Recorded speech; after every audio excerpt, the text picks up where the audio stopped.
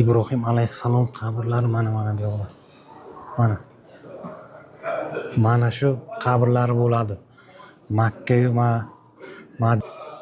katta o'g'illari bilan. Katta o'g'illari lekin o'sha yerda Makkada ko'milganlar.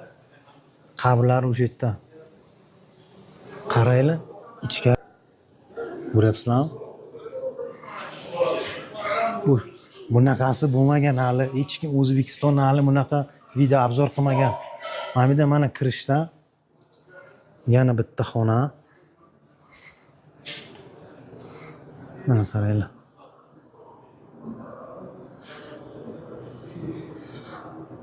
Qaranglar.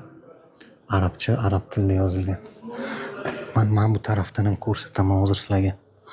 Orqa tarafdan ham mana Ibrohim. Mana shu qabrlari bo'ladi.